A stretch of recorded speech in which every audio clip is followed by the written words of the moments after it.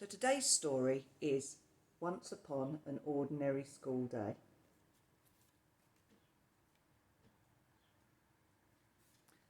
Once upon an ordinary school day, an ordinary boy woke up from his ordinary dreams, got out of his ordinary bed, had an ordinary pee, an ordinary wash, put on his ordinary clothes, and ate his ordinary breakfast. The ordinary boy brushed his ordinary teeth, kissed his ordinary mum goodbye, and set off for his ordinary school.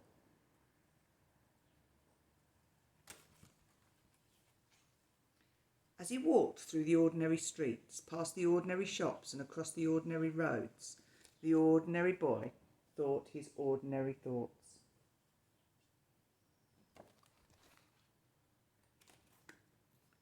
And when he reached the ordinary school, the ordinary boy had an ordinary game of football with his ordinary friends until the ordinary bell rang. The ordinary boy went into his ordinary classroom and sat in his ordinary desk. Then something out of the ordinary happened.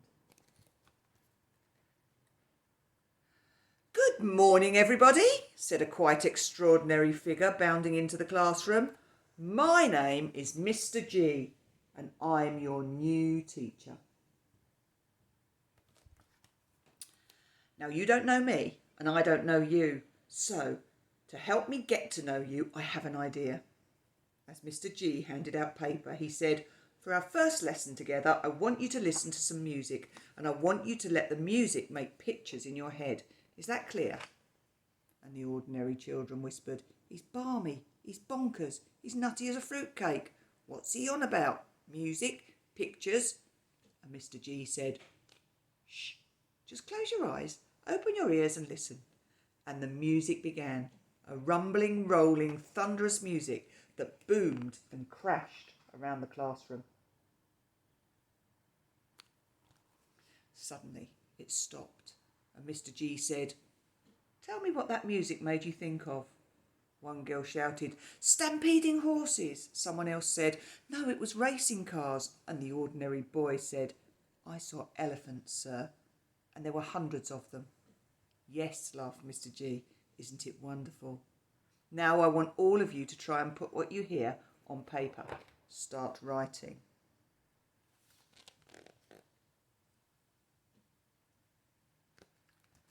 As the music grew and swooped and danced and dived once more, the ordinary boy began to write. He used words he didn't fully understand, and his story made no sense, but it didn't matter, and he didn't care.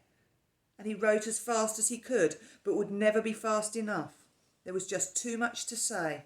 It was as if a dam had burst in his head, and words just came flooding out. And the words were his toys, and he was lost in the game, the storytelling game. And it was extraordinary.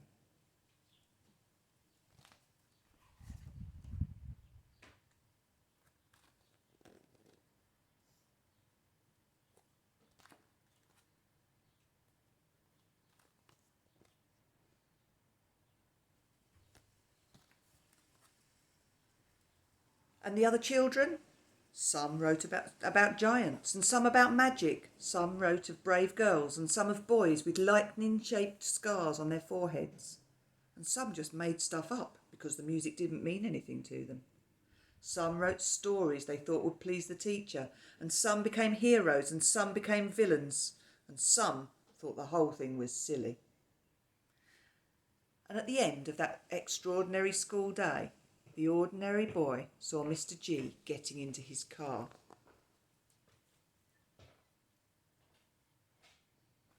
"Sir," said the ordinary boy, "that was the best lesson ever. I've never felt like that before. It was magic."